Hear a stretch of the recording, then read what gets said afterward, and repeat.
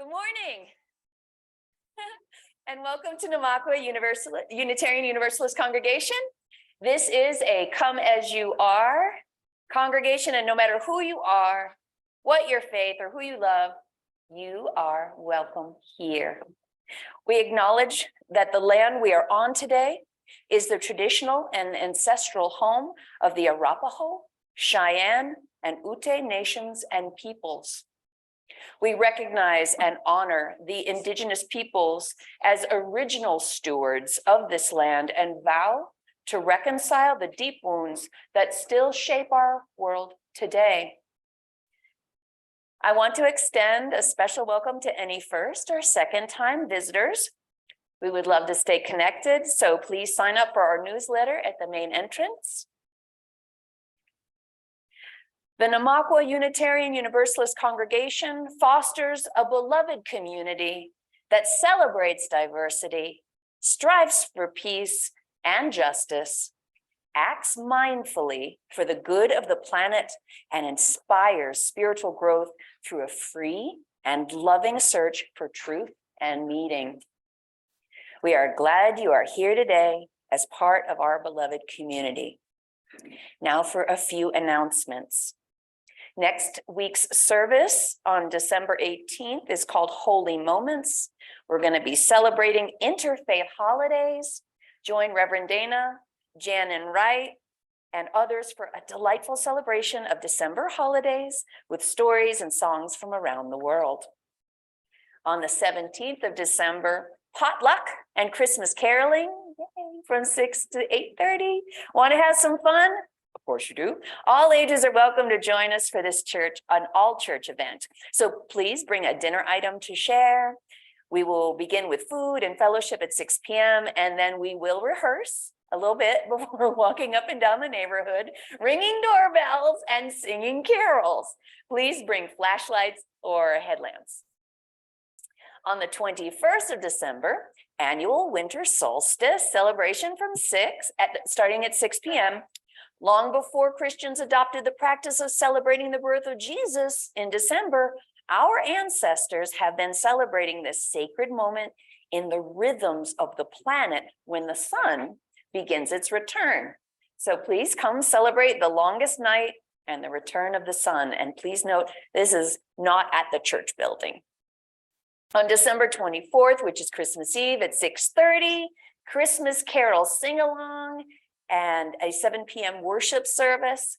Join us for this magical evening of great music, poetry, reflections, singing, stories, and candles.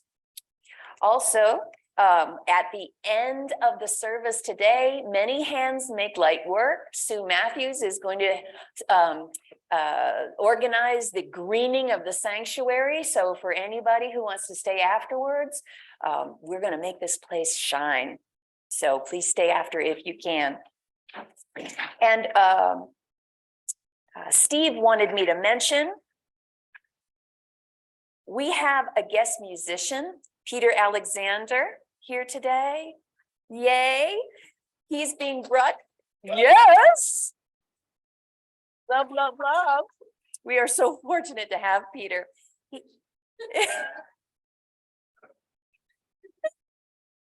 He's being brought to Namaqua through the Fleming Musical Fund. If you wish or like to contribute to this fund to help bring future musicians to Namaqua, salud. You may place a check in the offering basket with Fleming Memorial Fund in the subject line or see Marion Cox for more information. And so please just take a moment, check your cell phones. If you're going to unwrap any crackers or gum, please share it with everybody around you, make big bubbles. And we're going to begin our worship service together. You know what I forgot? You didn't forget a thing. I forgot something really important. What? I forgot to include inviting everybody to greet each other. Ah! We follow the script, but wabi sabi, for those of you who are new, if it goes wrong, we just make it beautiful. So, s'il vous plaît, greet your friends around you and make new ones. That's so lovely. That's like my favorite part.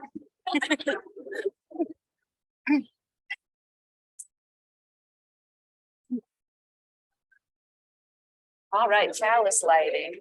This goes here. And then we're going to join you up there. Let's read it from here. Oh, okay. Okay. Okay, and then you want to go back and light it, or do you want me to light it? Do you want to light it? I don't care.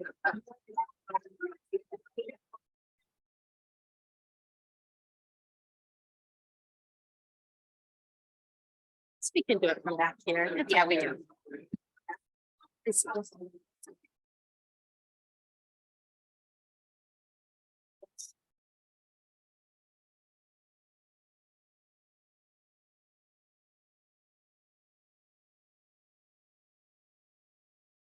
And lest we forget and think we've just gone straight to coffee hour, we would like to share this chalice lighting with you this morning.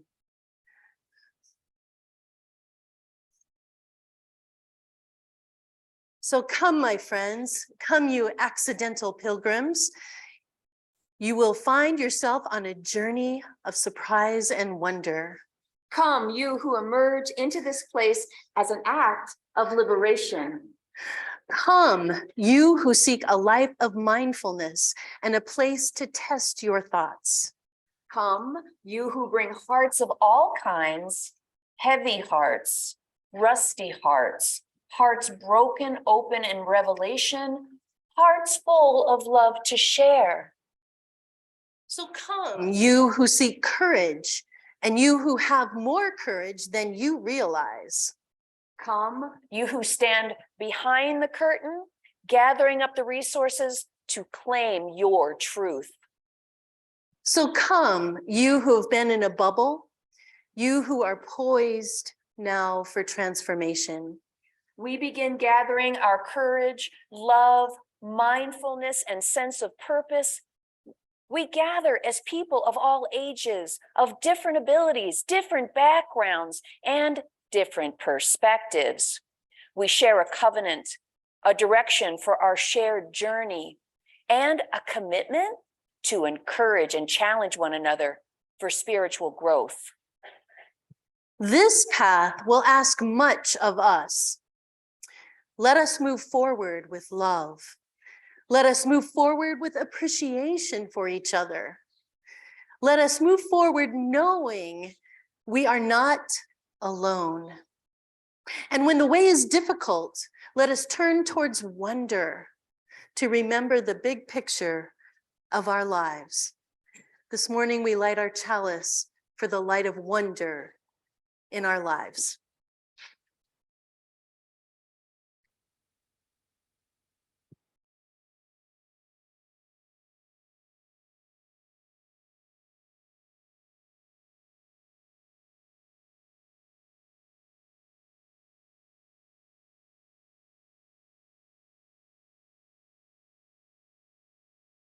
And let us share our congregational affirmation together. Our congregational affirmation is a covenant. So as we say these words together, we are covenanting with each other and renewing our covenant in how we want to be together. My friends, love is the spirit of this church and service its calling. This is our great covenant, to dwell together in peace, to seek the truth in love, and to help one another.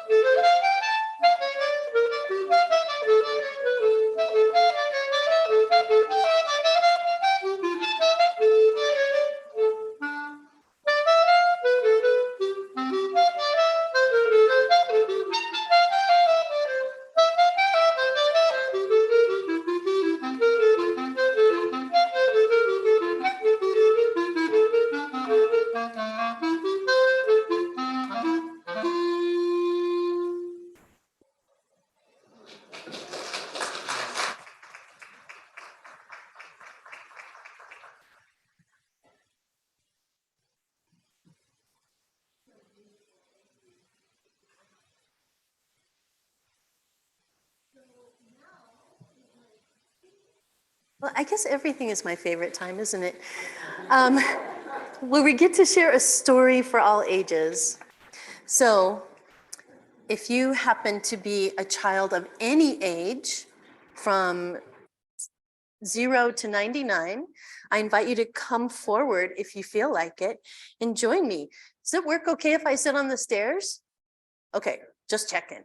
Haven't had a chance to do this before. Awesome. Thank you. Come on up. This is kind of a story about Christmas and gifts and stuff. Do you want to come join me? Come on. Thank you. You look so beautiful today. You look great. Awesome. I'm Dana. Nice to meet you. So this is a story from the 1800s, actually. And a little girl, well, her dad was saying, "What do you want for Christmas?" And she wrinkled up her nose and she scrunched up her eyes and she thought, can you think? Do you want a doll? No, she said. A tea set? No, not a tea set. No, a pony? Do you want to? No, Daddy, I have to think. I want this year to be a special year, a year to remember. All right, well, you just let me know. And Ellen thought, the daughter, she thought and thought.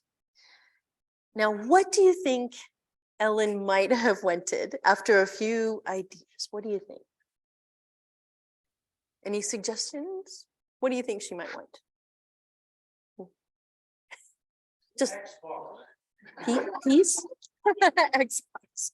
Great. Tell me your name, sweetie. What is your name? Mariah? Cora. Cora here says maybe she wants peace. That's lovely. Lovely. Okay. Nice. And maybe an Xbox. Okay. She thought of bonbons and chocolates and new dresses and hats and kids' boots, books, gloves, lace collars, but none of these were what she really wanted. What would be so special? And each day, her father asked her, "Ellen, do you know what you want for Christmas yet?" And Ellen shook her head. "No, Father, I'm still thinking." Well, after 4 days, she said, "Yes, Father, I've decided. I have a riddle. I will tell you what gift I want for Christmas. The riddle is this: you cannot buy it, for it is worth all the money you have, but only you can give it."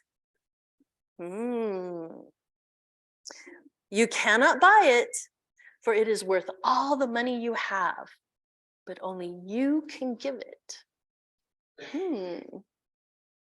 Reminds me of Cora's answer already. Yeah. Okay. I need to repeat this riddle because it will tell me what gift you want for Christmas. I cannot buy it because it is worth all the money I have, but only I can give it. Is that right? Yes, Father. Well, now it is my turn to think about the riddle, and I have to find the perfect present in this mystery. And her father paced around and he pondered and he repeated the riddle over and over. I cannot buy it, but I can only give it. Finally, he smiled. I know what it is. I know what it is. Now he had to think how to give it. So under the Christmas tree, there was no present for Ellen from her father. Ellen didn't expect one. After all the presents were opened, Ellen's father said, "It is now time for Ellen's present from me. Ellen, would you come and sit with me, please?" So Ellen climbed into the armchair and sat on her father's lap. "My present to you is very special. I hope it is what you wanted. For it is not a book or clothes, but instead it is a present for all seasons and for every day. This year, your Christmas present is from me that we will spend time together every week, just the two of us, for you are my very special daughter, and I love you dearly. Ellen hugged her father. Oh, Daddy, I knew you would figure out the riddle. And her father said, you cannot buy it, for it is worth all the money you have, but only you can give it. It took me a long time to figure out the answer, but when I did, I knew what gift you wanted. The answer was simply give yourself. Give yourself. Oh, Father, I wanted a gift to make this year special, and this time together with you will be the very best year of my life. And Ellen looked into her father's eyes and said, why, Father, why are you crying? Yes, you teach me more than any book I have ever read or written. By giving you time, I gain more than I give. And this time it was Ellen's turn to figure out this riddle. How could her father be, by spending time with her, gaining more than he gives? How could that be? She thought she knew that love multiplies, but perhaps she would only understand when she was older and when she had children of her own. But her father understood. And when he wrote an essay on giving, he wrote, give yourself, for he knew the wonder of this gift. His name was Ralph Waldo Emerson, and he learned the gift of giving from his daughter, Ellen Tucker Emerson. Isn't that a wonderful story? Would you like to go back with Janet and play and have class with Janet? If you do, we're going to sing you out. Can we do that? Okay, before you get started, let's do something really special and make a tunnel for you to go under. That's like the best part. Here we go.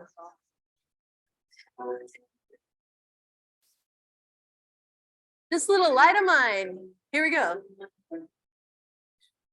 This little light of mine, I'm gonna let it shine. This little light of mine, I'm gonna let it shine. This little light of mine, I'm gonna let it shine. Let it shine, let it shine, let it shine. Thank you.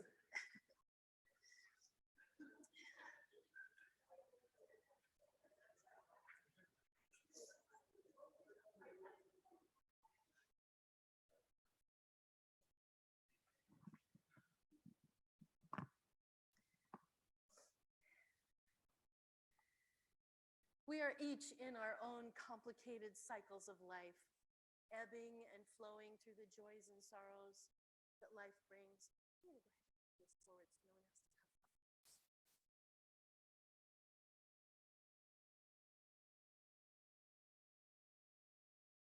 So if you have a joy or sorrow that you would like to share with the congregation this morning, I invite you to come forward and share it.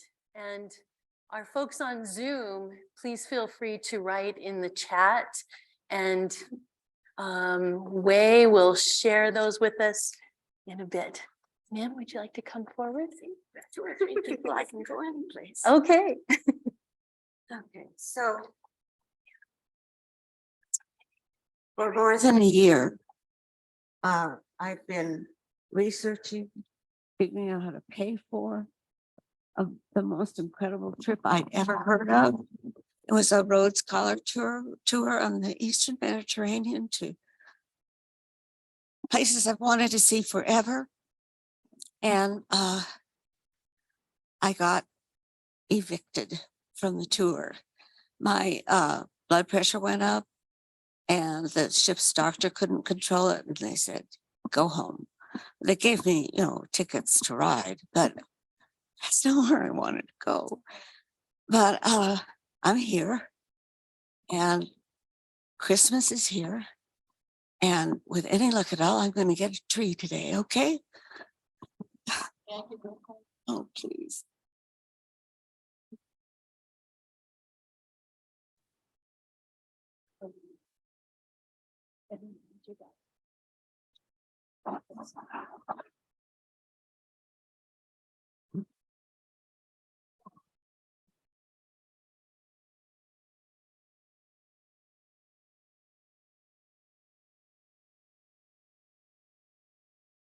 I shared with you last week or week before, I don't know, about a little family that I happened to come across and was ordered to help them out.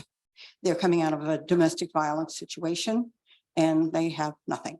So this congregation has been fantastic. You still have time to give, but man, you know, she got her new dining room set. My daughter and I went in together and got her that. But people have been so generous.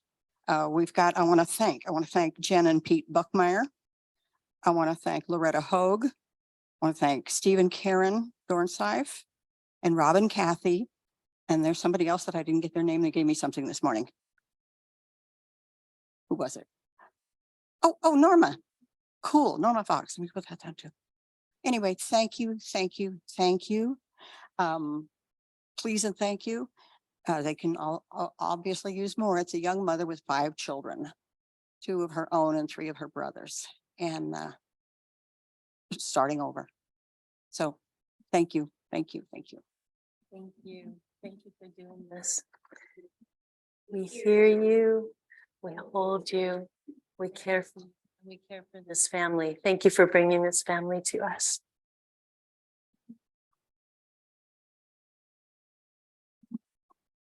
Nice matching mask. Oh yeah, well, I've been waiting to wear this one. Well, you may have noticed that Tom and Rebecca are not with us this morning. Tom got up in the night last night and took a header down the stairs. He got banged up pretty good, but they both kind of feel like not too much damage was done. It's just kind of ugly, but hopefully, and he's going to check in with his doctor, and make sure. So keep them in your thoughts and send good thoughts their way.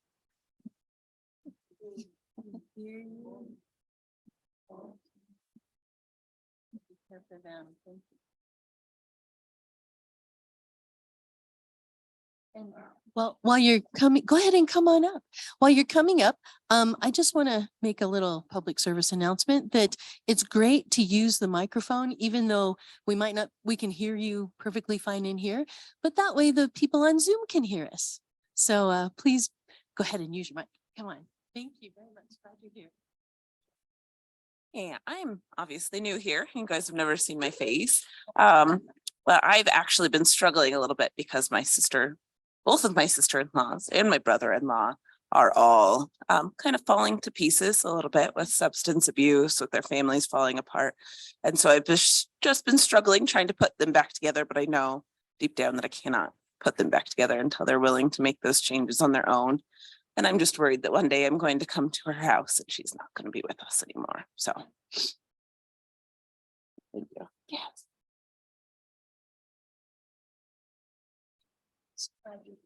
Yeah.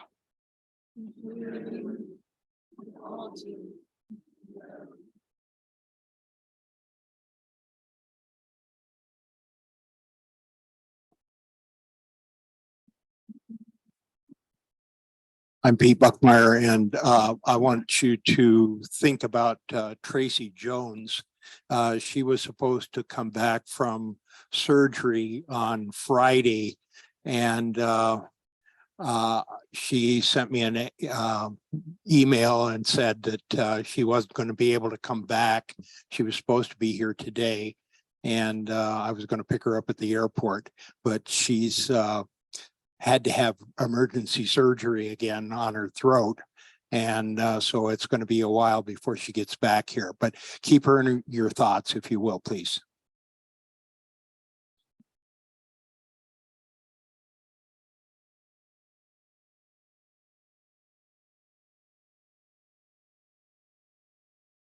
Hi, I'm Rob Thurlow, and Kathy is not with us today because she is down in Southern Colorado helping out her daughter and son-in-law with a very difficult personal situation that they are dealing with now.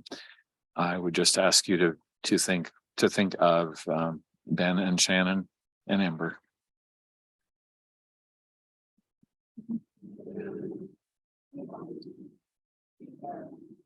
Keep them in our thoughts as well.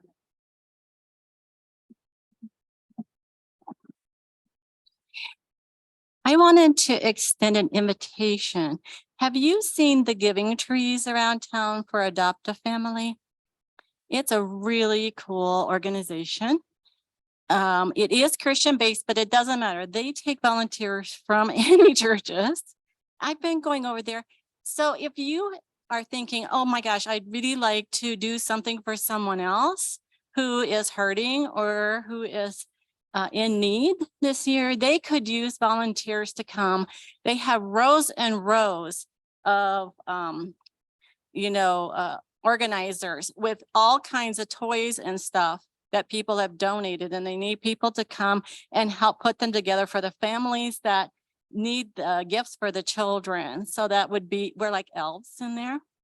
Yeah. So you can go on to Adopt a Family website to sign up, and they need a lot more volunteers for this coming week to organize toys for families.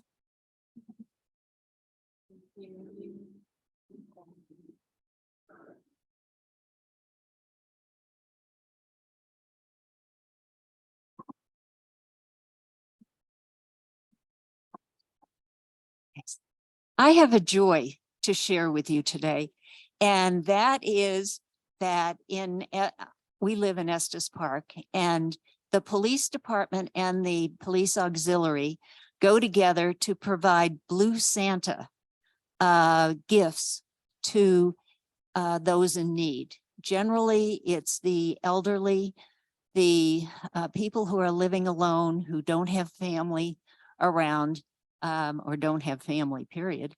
And Friday, we put all the bags together for all the gifts. And because of COVID, what we've done is tried to get people in the community to donate money. And then we buy Safeway cards so that they can get food, or pharmacy cards so they can get healthcare products, or, that kind of thing, because that's where they need it. And we also have a wonderful group of people who knit, and they made sweaters for many of the women. And we had to guess sizes because we didn't know don't know these people very well. But anyway, yesterday was our delivery day, and it was so great. These people were so thankful for the gifts that the community basically had donated through the police department and the police auxiliary. And I just wanted to share that with you because it's really part of the holiday season. And we're Blue Santas because we wear blue uniforms. We hear you. Hold you. Thank you. And as we Dana, we have think one. about, thank you for the reminder. See, I'll get in the rhythm. It's okay. Yeah. No, we want to see if there are some in the chat box. We do Thank have one. Thank Can you you. guys hear me okay? Yeah. Okay. Can hear. Karen Massaro writes that today marks the 5th anniversary of being a breast cancer survivor. And for that, she is thankful. Friday, they allowed their fur baby of 15 years to pass over the Rainbow Bridge. And for that, she's pensive. And they're both still looking for him all around the house and think that they will be doing that for a long, long time. And that was the only one we had. We hear you, we hold you, and we care for you. Postscript.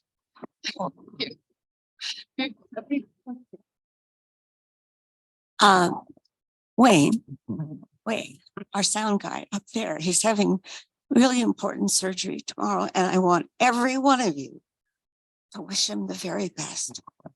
We wish you the very best, Way. Let's all say it. We wish you the very best, babe. May it go smooth and easy for you in every way possible. We hear you, we hold you, and we care for you. Thank you for sharing that.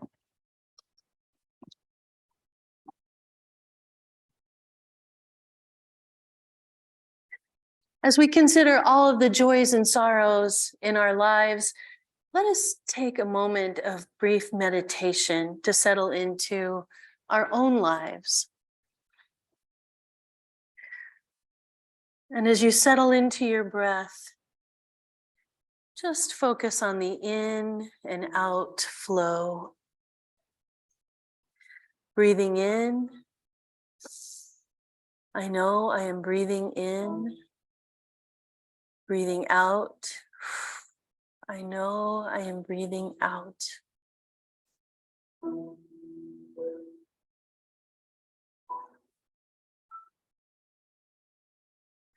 Breathing in, I give thanks for the earth and the sky, for giving this air.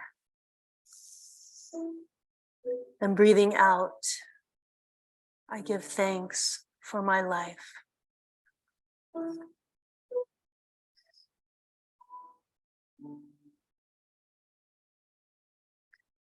Breathing in, I hold with tenderness my own life difficulties. And breathing out, I release them in this moment.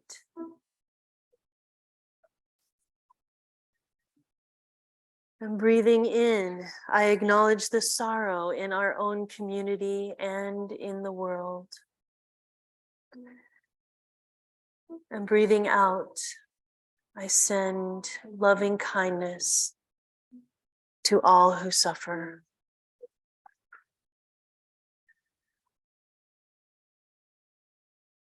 Breathing in, may I be well and happy. Breathing out, may all be well and happy. May it be so. Amen.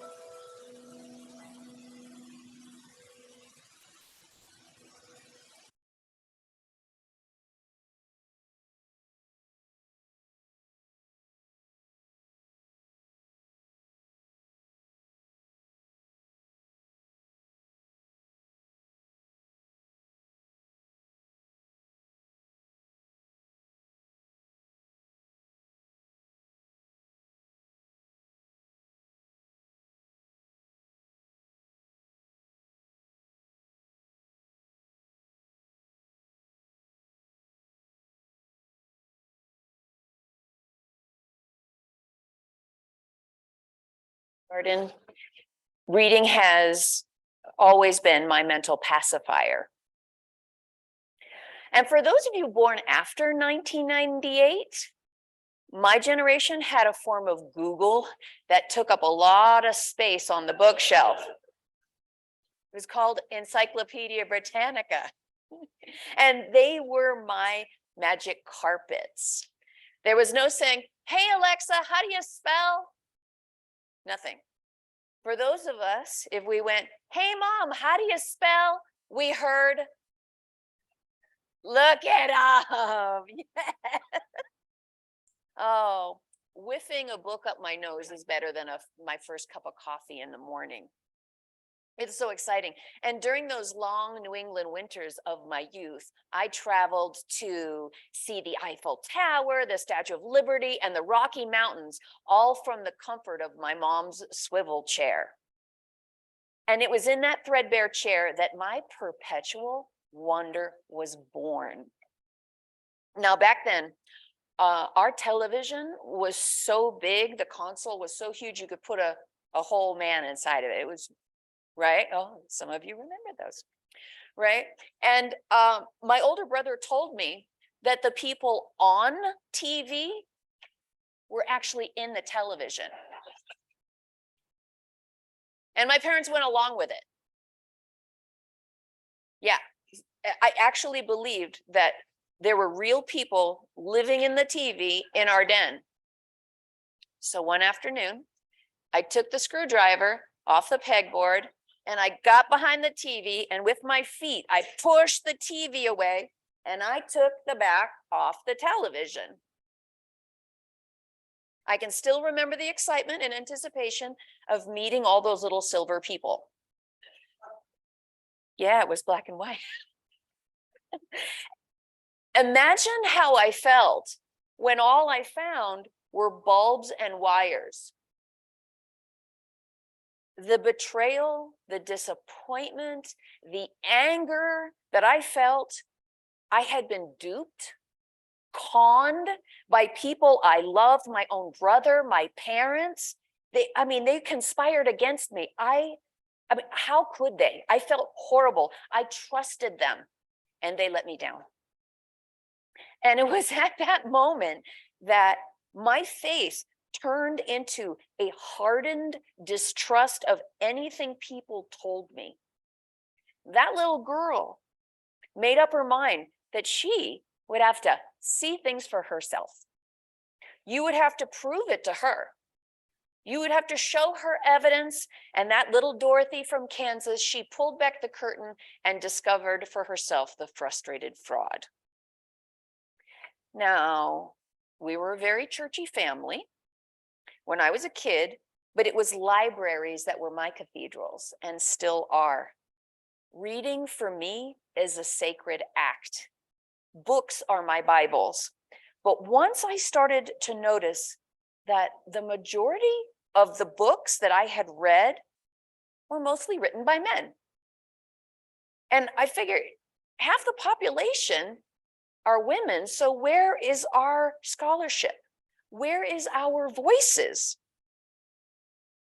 Years later, I realized that there were no books in my school curriculum or even on my shelf that were written by people of color. Black Indigenous authors were not included in making any of the history that I learned. When I was in school, it was a crime to be gay. You could go to jail. So if an author was a homosexual, it would have been kept very quiet. And we all know why that is. The only way structures like white supremacy, patriarchy, and homophobia can continue is if we intentionally exclude and suppress the voices and stories of those that don't support the old, whitewashed colonial empire supporting narratives. Just like that little girl pulling off the back of that television, the truth that had been kept from me made me feel so stupid and humiliated, and I didn't like it, and none of us do. Yet, as an adult, my wonder and my curiosity has only intensified. Now, unlike a lot of folks, I love social media because there are no gatekeepers impeding humans from sharing their personal perspectives. TikTok, for example, Indigenous content providers offer a very different narrative to the Thanksgiving Day fable. It was Black historians who taught me about Tulsa's Black Wall Street on Twitter. Then I discovered books about it and eventually went there to see it for myself. I learned about the Stonewall Uprising by following a human rights activist on Facebook. Every single day, I try to peel off another layer of misinformation that I was taught and replace it with better intel from people with skin in the game. And we at Namakwa understand that we are a social justice seeking people, and we're holding hands on this faithful journey to find our own truths. And we do this while encouraging others to share theirs.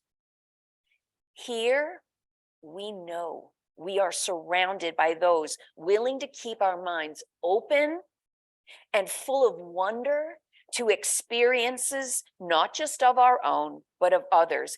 And we know that there are folks out there that are fearful, politically active, that are intentionally trying to hide reality, spread lies, and ban books because they are afraid of the truth and what it says about them.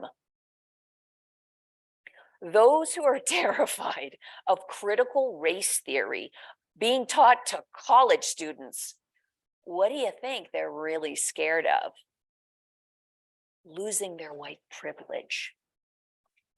Because if there are living civil rights activists, living Indigenous elders that survived the residential school system, if there are living Holocaust survivors and Japanese internment camp refugees still living today, telling their stories, of course, we have to accept that there are still people alive today that made those atrocities happen. And they are very worried about the spotlight. Their shame and denial compels them to cover it up. Conservatives have always tried to maintain the status quo, and progressive people like us, we embrace change. We do not fear the truth, and we will continue to hold up that candle of curiosity as high as we possibly can together so that the darkness and the oppression will fade in the light. Your curiosity is a supreme act of selflessness. And your wonder is gratitude in action. The Harlem Renaissance poet, Georgia Douglas Johnson, in her poem titled "Why," says it much better than I do. The verdure sleeps in winter, awakens with April rain. The sun swings low, 'tis night, ascends, and lo, 'tis morn again. The world spins on triumphant across a trackless sky, and man seeks ever more in vain the primal reason why. We are all seeking answers to the questions that tickle us deep down inside, and I don't have any answers. But I enjoy being on this quest with you together as a human family, as my Namakwa family. May our curiosity and wonder forever continue. May it be so.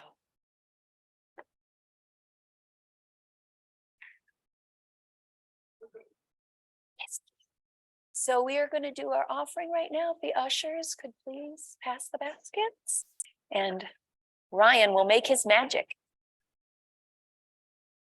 I'd like to share a moment of gratitude as the choir comes up. You stay here.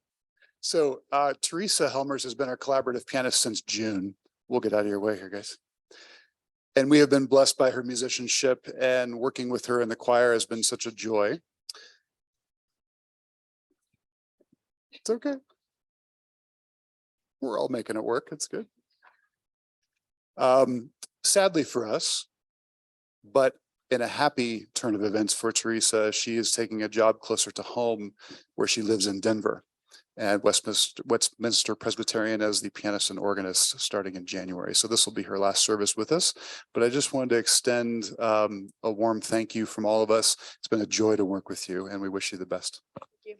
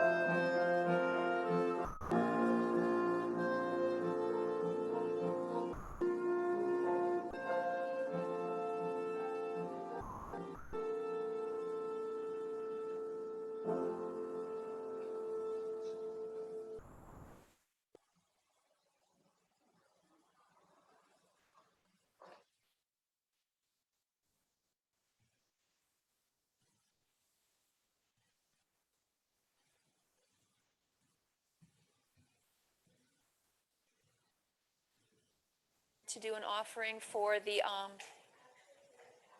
you did. Good choice. Let's not distract from the choir. May we do that now? May we do that now? Or should we just leave them at the back of the door and you can drop anything Oh, in go as you ahead leave? and pass them now. I didn't Okay. realize that you hadn't, yeah. You're so polite. I love Wasn't the choir amazing? That was Yeah. beautiful. Could we give them a round of applause? That was really, yeah. And Peter on clarinet and Teresa on piano and Ryan conducting. So beautiful. So beautiful. Thank you for that gift. Well, as you're going around, we're going to skip that. Okay. So we're passing that around. I wonder if you can think of a time when you've been in a really creative, playful frame of mind and everything just kind of falls into place. Everybody know what have you ever, never had the experience? No, never had that. You're living in a state of wonder and just the right ideas pop into your head. Granted, it is a rare experience, I must say, but it is a pretty magical one when it happens. For me, when that happens, I feel like I'm dancing with life itself in this beautiful dance, a beautiful flow of light and harmony. And then I listen to the news. That beautiful creative flow just suddenly comes to an end. Why my anxiety and sadness and grief and pain and, did I say anxiety? Goes up and up. And why can't I just stay in this lovely state? Well, this polarity that I'm describing has really been on my mind a lot lately, because how is it that we handle the horrors that enter our lives from the pages of the news? How do we choose to deal with this? Do we choose to be like, ignore the news? I've done that. And just disengage and disconnect? Well, I can understand choosing that in order to try to have a sense of well-being, but that doesn't feel right to me either. And do we just maybe scan the headlines and intentionally skip over the most dreadful stories? I've done that too. Do we read the news, but not really allow ourselves to fully engage with our feelings around it, dismissing with a forlorn shrug, acknowledging that there's nothing we can do about it, which is true often. Every single day, each and every one of us has to navigate this polarity between increasing suffering and injustice in the world and granting ourselves permission to live happy and fulfilled lives. Now, don't tell me you don't relate to this. Everybody, yeah, you struggle with this too, right? It reminds me of the words by the poet and the activist Adrienne Rich.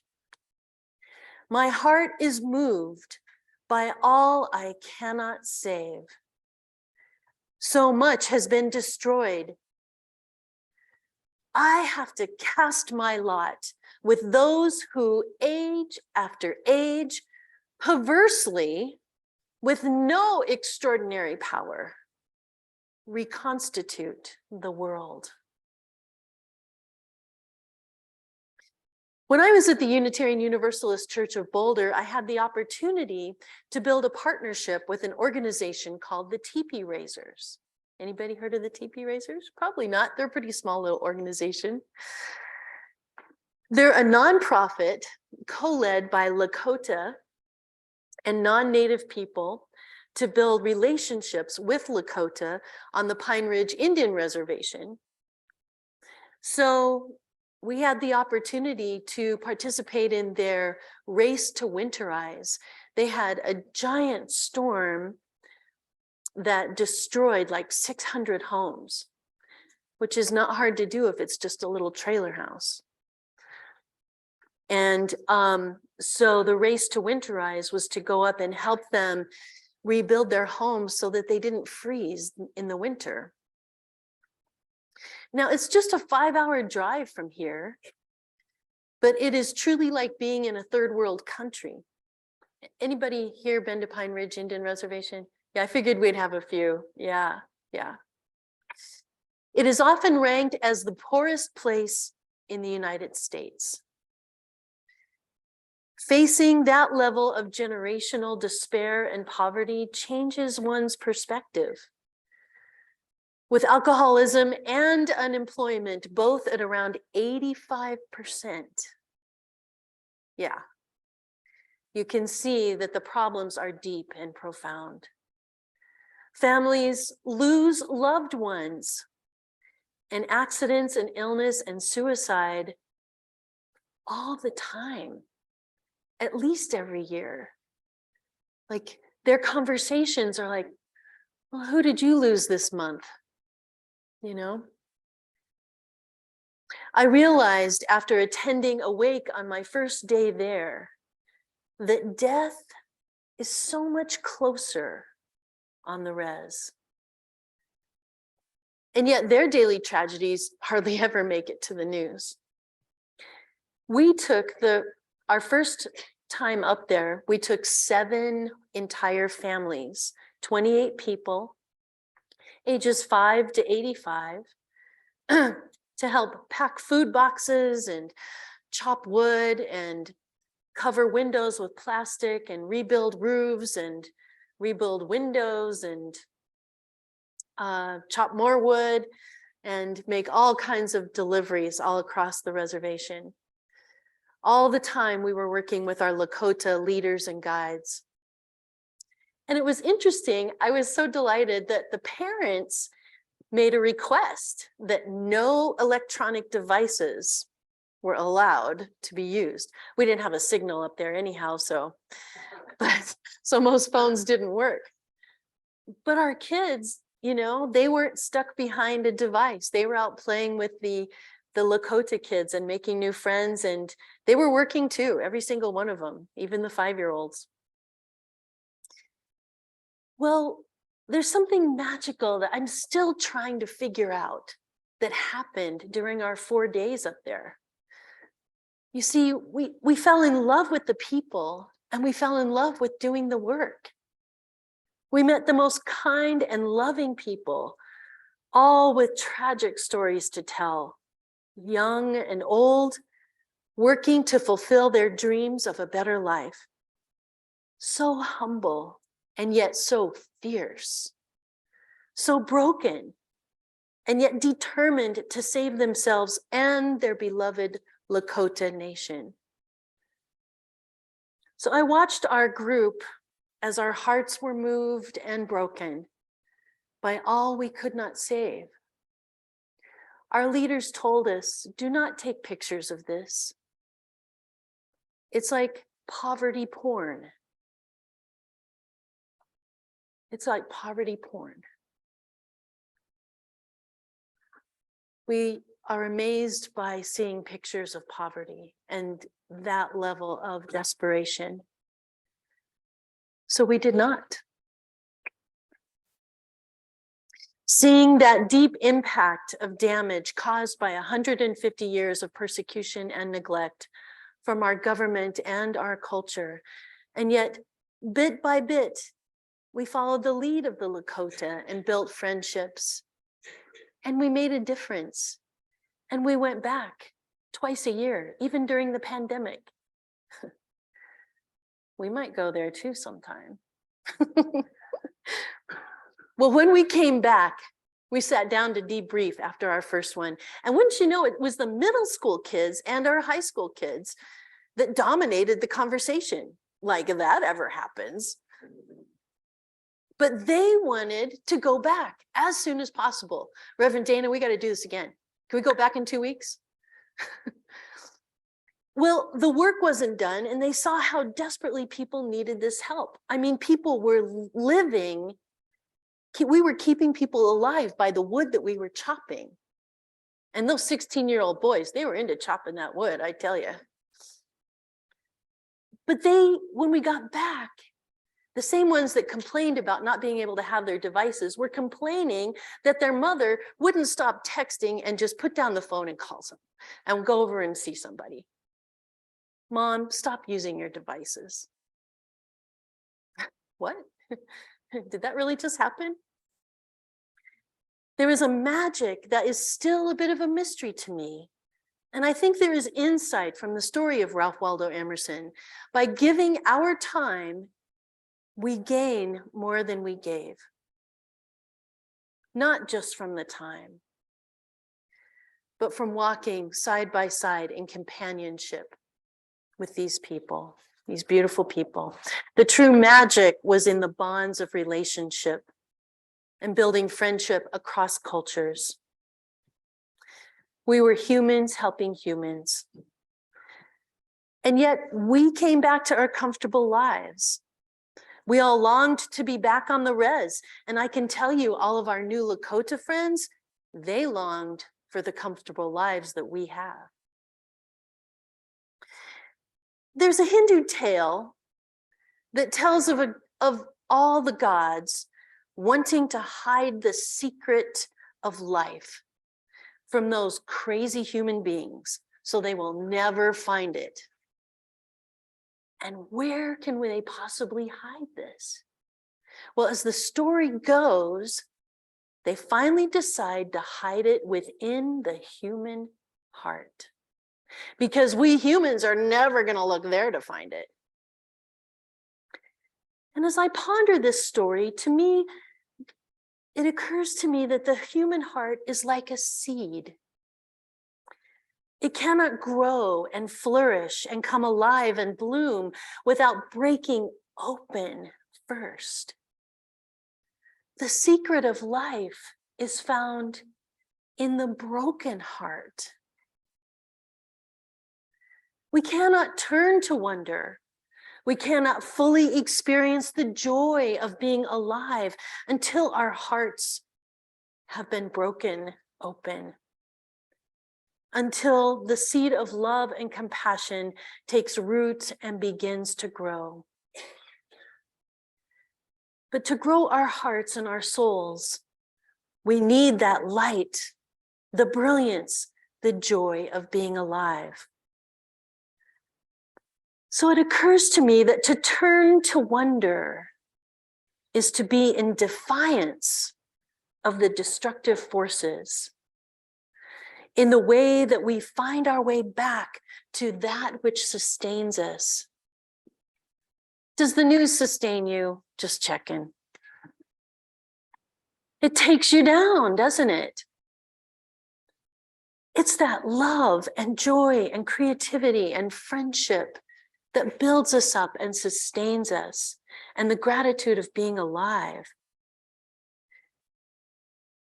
So when you encounter another news horror story, consider taking a moment and letting your heart break. Let yourself go there. For me this week, it was the protests in Iran and the shootings that are happening. That's the one that just kind of got to me after the Club Q shooting, of course, and all the different shootings. Then remember these words from Mr. Rogers. He was a very wise man. When I was a boy, I would see scary things in the news, and my mother would say to me, look for the helpers. You will always find people helping. So when we hear in the news, all the stuff we hear, let us remember this is not the whole story. There are helpers out there, people fighting for justice. There are the ones who are doing their part in the moment. There is still great beauty and magic in the world, even in the midst of tragedy. That's what Pine Ridge taught me.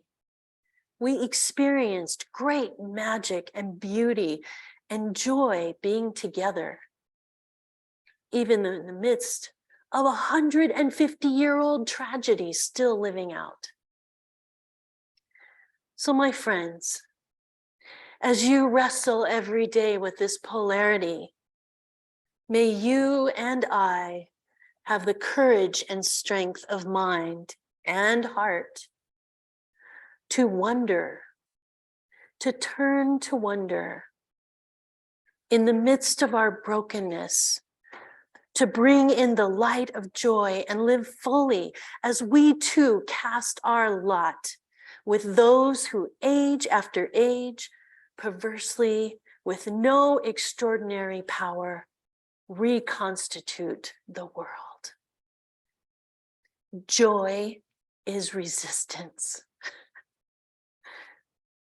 Let us resist the powers that try to take us down. May it be so, my friends. Amen. Let's practice some of that resistance right now. This is it'll be a familiar tune. You'll get it. It's from Galliano's Hodie. And we're gonna have some song leaders lead some around. So Linda is gonna be part one. So if you're feeling really bright-eyed and bushy tailed, follow her. Mag is gonna be part two. So if your coffee hasn't quite kicked in yet. And then need a couple rounds to get going. Follow Linda and right here. And if you're not sure, you can jump in. Exactly. And the great news about all this is that no matter what part you use. Sure, okay. I was just trying to be efficient. So no matter what part you choose, it's going to be fine because it all ends up in a great, joyful, happy place. And that's where we turn to wonder in a little bit of the discomfort as we lean into it. So let's rise in body and spirit. We'll sing it once through together and then pick a part of the round and we'll be off and running.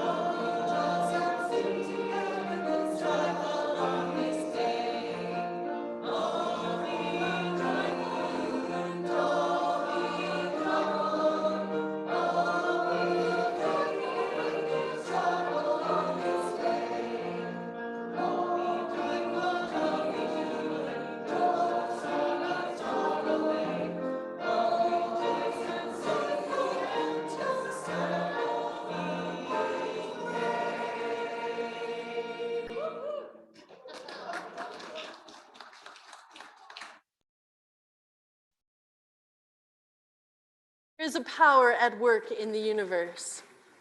It works through human hands, but it was not made by human hands. It is a creative, sustaining, and transforming power. And we can trust that with power in our lives and with our ministries, we can trust that power in our lives and with our ministries. It will sustain us whenever we take a stand on the side of love. Whenever we take a stand for peace and justice, and whenever we take a risk. So trust in that power and continue turning to wonder. We are together held in that power. May you go in peace, may you go in love, and may you spread joy from your broken, open hearts. Amen.